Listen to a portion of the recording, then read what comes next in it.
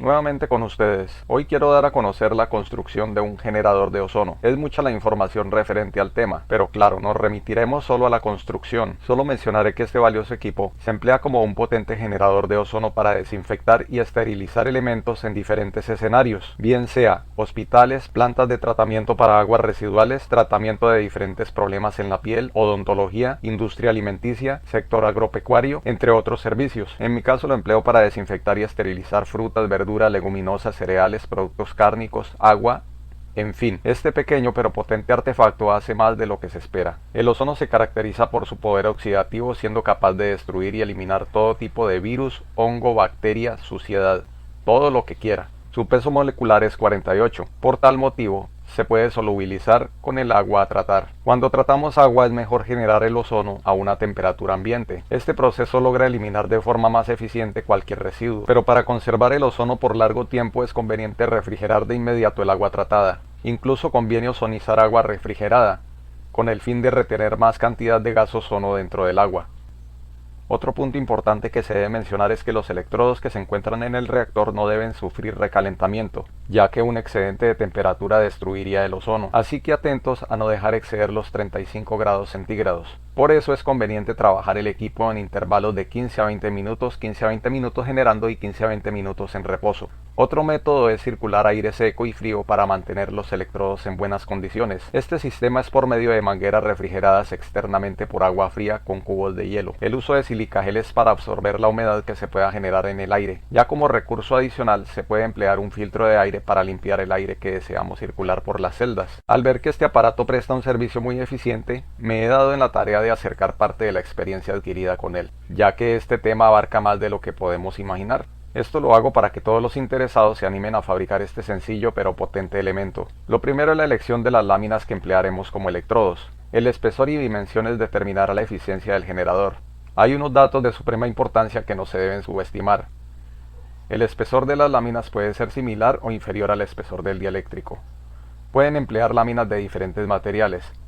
Si usan papel aluminio, cobre o bronce, consideren que llegará el momento para su reemplazo. Si utilizan láminas de acero inoxidable, tungsteno o titanio como electrodos, hay que procurar que éstas sean de un espesor bastante delgado, ya que se pretende generar la máxima cantidad de ozono. Hay láminas de acero inoxidable grado 316 con un espesor de 1,05 milímetros y otras con un espesor de 0,65 milímetros. La que usen es a su elección. La longitud y el ancho del electrodo será según construyan el reactor, considerando la potencia que entregue la fuente que emplearán. Si experimentan una caída de tensión, quiero decir con esto que el aparato no funciona, se debe reducir la longitud o el espesor de las láminas o viceversa. Considerando otros metales como el platino, oro o plata, tienen desventaja bien sea por su elevado precio o porque son elementos muy reactivos al ser sometidos al oxígeno generando diferentes óxidos. Considerando que se genera ozono, este posee un alto grado oxidativo. Como consecuencia, los metales tienden a ser atacados derivando diferentes tipos de óxido. El material dieléctrico puede ser vidrio, cerámica o mica. Estos son materiales excelentes para aislar el alto voltaje. En vidrio se considera el borosilicato por ser un material inocuo. Esto quiere decir que es un material inofensivo, beneficiando a la generación de ozono. El material que empleé fue el cristal de una lámpara fluorescente con un espesor de 1,05 milímetros, adecuado para un voltaje pico a 45 kilovoltios. Solo debo advertir que estas lámparas internamente contienen mercurio. Deben evitar el contacto con esta sustancia ya que pueden generar problemas de salud a futuro. Mejor les recomendaría que usen los tubos en borosilicato. Estos tubos los pueden conseguir en donde fabrican avisos para locales comerciales. El espesor de este material es más de 1 milímetro, resultando adecuado para esta labor.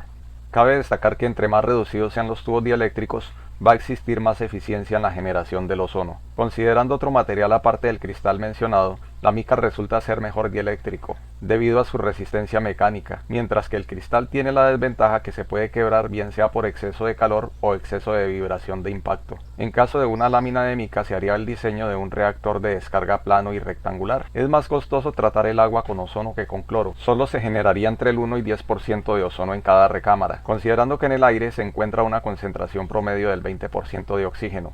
Por ese motivo conviene usar tubos con diámetro reducido. Para mejorar la eficiencia del generador de ozono, sería bueno disponer de varias celdas de descarga en forma de panal. La configuración de los electrodos se hace en paralelo para conservar el voltaje. En este caso sería aproximadamente entre 10.000 a 20.000 voltios. Lo ideal son 20.000 voltios, porque a mayor voltaje y frecuencia, mayor será la producción de ozono. La frecuencia más óptima oscila alrededor de los 10.000 a 20.000 kHz. Para generar el alto voltaje hay varias opciones. Puede ser un transformador para luz neón. Este tipo de transformador es muy potente, pero su costo lo hace poco viable al bolsillo. Y este se emplearía en caso que se desee generar una gran cantidad de gas. Pero si lo pueden conseguir de segunda mano o comprarlo en una planta de reciclaje, mucho mejor. Eso sí, verifiquen que se encuentre en buen estado. La opción más aconsejable es una bobina de encendido o el flyback de un televisor antiguo. Este tipo de bobina entrega buena potencia y alto voltaje, resultando ideal para configurar celdas de descarga en paralelo. Un transformador de microondas puede ser una buena opción, pero hay que tener cuidado ya que la potencia de estos transformadores es muy elevada, siendo ineficiente con un gran desperdicio de energía. Por tal motivo descarto esta opción para un proyecto casero. Lo haría en otro tipo de aplicación. Pueden usar un flyback de televisor junto con el balasto de una lámpara fluorescente autobalastrada. La potencia de esta lámpara será de acorde al tamaño del flyback y los electrodos. Si usan un flyback pequeño pueden usar un balasto de una lámpara que entregue una potencia de 20 vatios, mediano 30 vatios y grande puede oscilar entre 40 y 60 vatios. Si no entienden algunos detalles, los invito a que den un vistazo a varios de mis videotutoriales donde explico con claridad algunos detalles de interés. En la descripción del video encontrarán los enlaces. Volviendo al tema de las celdas de descarga, se debe tener en cuenta que deberá existir una separación de 2 a 3 milímetros entre el dieléctrico y el electrodo, con el fin de hacer circular aire o oxígeno entre la separación para generar la mayor concentración de ozono. Si aprecian en la imagen, he pegado en el dieléctrico unos palillos partidos por mitad para poder enrollar el papel aluminio, siendo esta configuración adecuada para la circulación del aire solo en el canal reducido. Otro detalle importante es que el dieléctrico puede ser metalizado utilizando diferentes técnicas como la evaporación de metales, plasmando una película en el dieléctrico con el metal que se desee usar como electrodo. A mayor espesor del recubrimiento, menor será su resistencia, pero esto es otro tema y en su momento, si el señor Yahweh lo permite, haré el video que corresponde. Para este generador el capacitor es otro elemento de importancia. Los microfaradios que se deben manejar son aproximadamente entre 1 y 1.5 microfaradios. A mayor número de microfaradios, mayor corriente y menor frecuencia. El voltaje del capacitor dependerá de las condiciones de la red. Debe ser de un valor al doble de la tensión que entrega la red. La función del dimmer es dejar pasar la cantidad de corriente que se desea y de paso sintonizar la frecuencia de resonancia en la bobina. Hay que buscar la frecuencia más alta. Este dispositivo servirá de testigo para verificar el comportamiento del generador y así aplicar las correcciones según se crea conveniente. Una conexión irá al capacitor y la otra al positivo de la bobina. Negativo de la bobina se conecta a neutro de la red.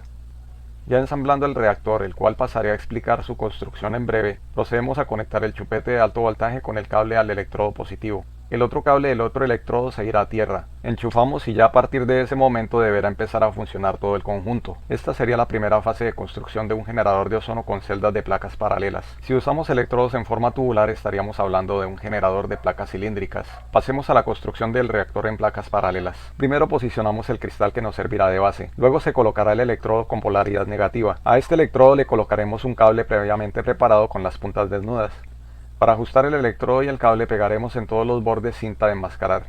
Luego fijaremos el dieléctrico afirmándolo con cinta. Colocamos un foamy o neopreno para el espacio de descarga. Con el cristal previamente preparado con los racores instalados, se procede a posicionar la placa positiva con dos orificios hechos con anticipación hacia el cristal. Luego se fijará el conjunto con cinta de enmascarar. Posteriormente se ensambla las dos partes quedando preparado el reactor. Ahora solo resta sellar herméticamente todo el conjunto con ayuda de varios listones en madera atornillando hasta fijar completamente el reactor. Esto sería para celda paralela. Existen diferentes formas de configurar este tipo de reactores. Todo dependerá del conocimiento que se tenga y los recursos con los que se cuente al momento de emprender la construcción. Solo me resta decir que este tipo de configuración en ocasiones es muy difícil de sintonizar debido a su comportamiento semejante a un capacitor. La experiencia les dará las pautas para ir mejorando este proyecto. Por cierto, muy pero muy apreciado para los que tenemos el conocimiento acerca del ozono, usado incluso por personas que en un momento de su vida necesitaron combatir el cáncer. El ozono y el dióxido de cloro han sido empleados en varias partes del mundo con excelentes resultados para tratar este tipo de problemas, entre otros. Bueno, este pequeño paréntesis lo aproveché para que apreciaran los diferentes reactores que he diseñado y fabricado. Así ustedes tendrán un conocimiento más definido a la hora de construir su propio reactor. Ahora, para celda cilíndrica, Las láminas que emplearemos tendrán que ser enrolladas en forma circular. Uno de los electrodos deberá ser de un diámetro más amplio, ya que intermedio irá el material dieléctrico.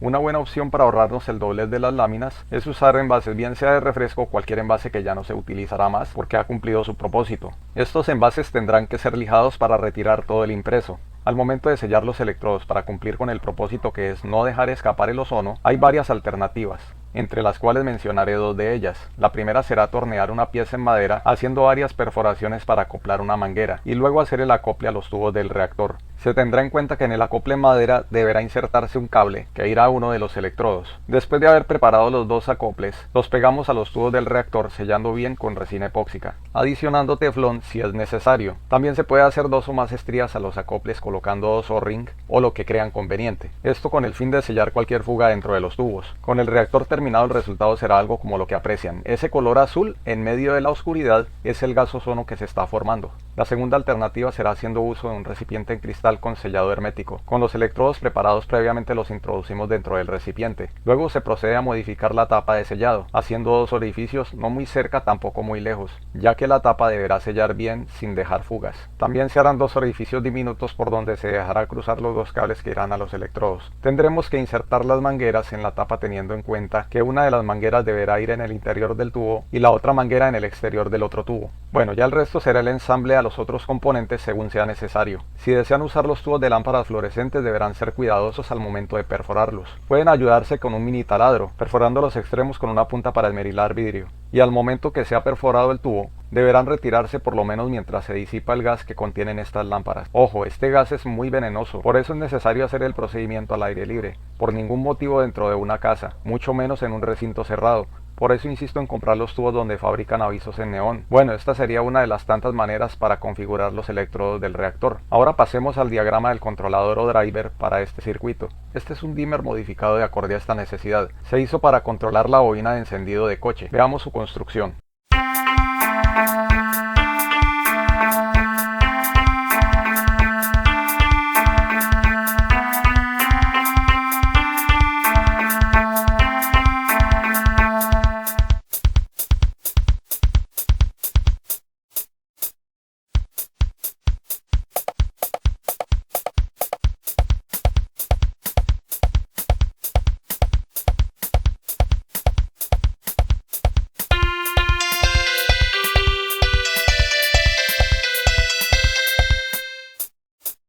Esta sería la tapa de control para la bobina de coche. Ahora para el flyback de televisor es de la siguiente manera. Lo primero es disponer del controlador. En mi caso estoy empleando la tarjeta electrónica de una lámpara fluorescente, la cual soporta 40 vatios. A esta tarjeta la modificación que se le hizo fue remover los dos transistores y colocarlos en disipadores por separado, esto con el fin de prolongar la vida útil de los transistores. También es necesario identificar las conexiones de entrada y salida al dispositivo, en este caso los dos cables que irán al reactor.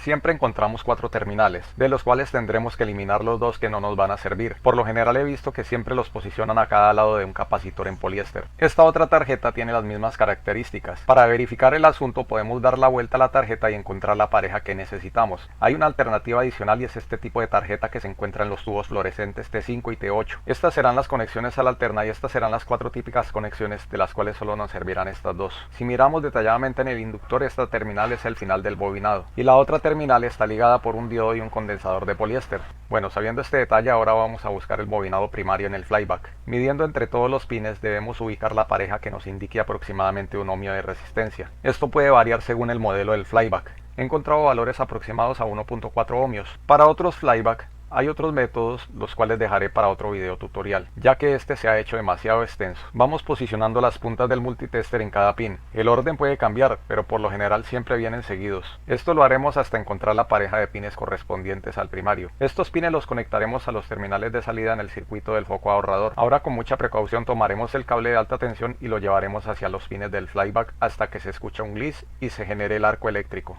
En este ejemplo fue para el pin número 9. Este será el pin negativo o tierra.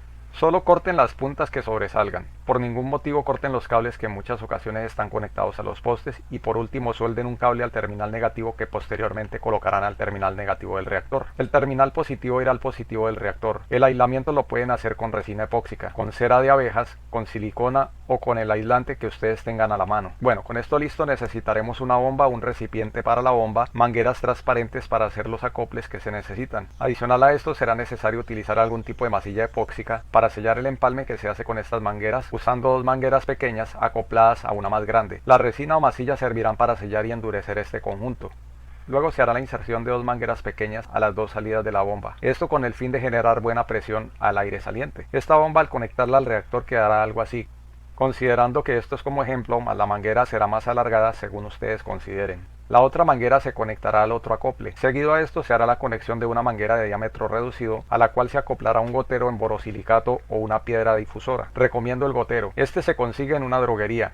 Ya con esto solo resta hacer las conexiones y ya quedó. De ahora en adelante lo llamaremos generador de ozono. Si queremos hacer algunas mejoras como generar ozono más concentrado, podremos acoplar los dos reactores haciendo pasar el mismo aire por ambos. Recomiendo que primero ingrese por el reactor en placas paralelas y luego por el tubular. Esta configuración es muy eficiente, llegando a concentrar el ozono en el agua por un periodo de 10 a 15 minutos. Para la bobina de ignición los datos de voltaje, corriente y frecuencia son los siguientes: 29 voltios sin carga, esto es prueba en vacío; 12 voltios a plena carga, corriente de consumo 359 miliamperios y 1283 Hz de frecuencia de resonancia. En este caso es una frecuencia muy baja, pero peor es nada. Estos datos con capacitor a 1 microfaradio. Son varios los métodos para saber qué concentración de ozono estamos generando. Para ozonizar agua solo se requieren de 2 miligramos de ozono por litro de agua, con un periodo de contacto de 4 a 10 minutos según el generador, el clima y la altura. Si habitamos en clima cálido, la concentración de ozono será mayor. En este caso estaríamos hablando de una altura promedio de 300 metros sobre el nivel del mar. Para este experimento cuento con violeta de genciana diluida en agua, con un tiempo de exposición alrededor de 15 minutos. En los diferentes tiempos